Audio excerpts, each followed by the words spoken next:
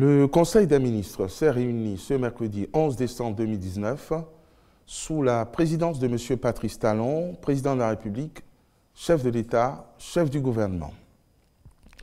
Les décisions ci-après ont été prises. Au titre des mesures normatives, gestion de la transhumance nationale en République du Bénin.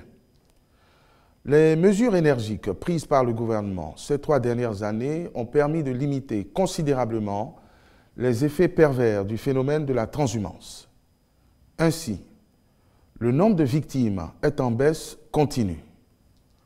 Dans le but de maintenir et d'optimiser cette bonne tendance, le Conseil a décidé de réorganiser la transhumance des animaux à l'intérieur du territoire national qui sera, pour la circonstance, subdivisée en 2 zones.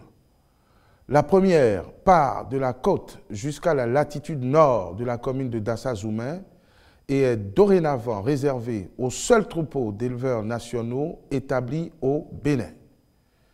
La seconde va de la latitude sud de la commune de Glazoué et s'étend jusqu'aux frontières nord de notre pays et est également réservée au même cheptel.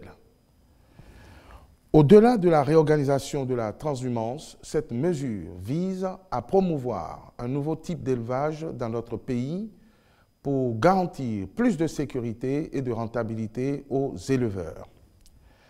Les ministres intéressés par la mise en œuvre de cette mesure accompliront toutes les diligences nécessaires à cet effet.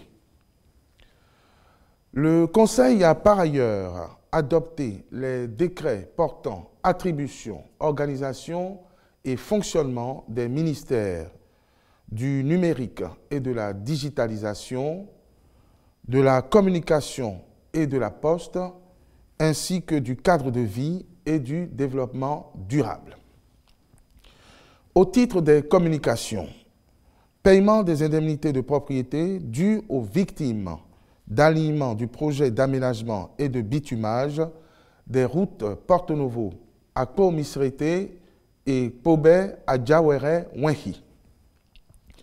À l'issue des travaux de la commission mise en place aux fins de recenser les personnes physiques et ou morales concernées par la libération de l'emprise du projet, 241 sinistrés ont été répertoriés. Les montants à allouer à ces personnes affectées par le projet ont été définis conformément à la réglementation et aux pratiques en vigueur en la matière.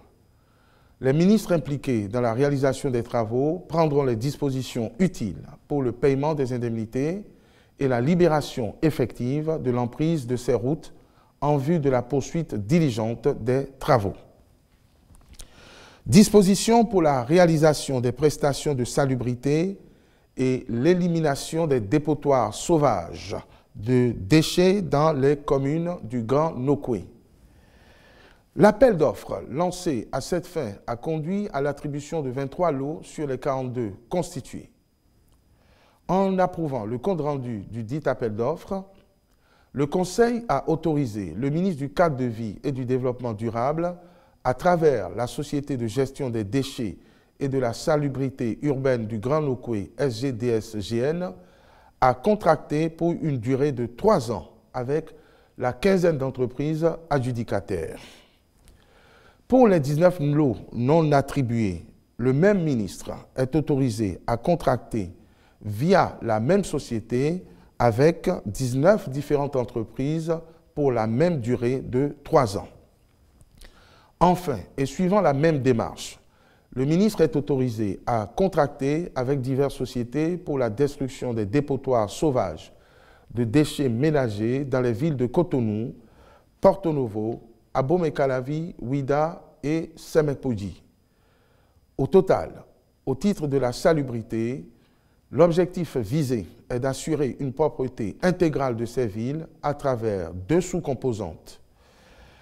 Le balayage et le désensablement des voies de circulation, le désherbage des abords des voies et des places publiques, puis la destruction des dépôts sauvages de déchets. Par cette opération, il s'agit pour le gouvernement d'assainir le cadre de vie des populations pour le rendre plus agréable et de mettre fin aux désagréments découlant de la mauvaise gestion des déchets ménagers.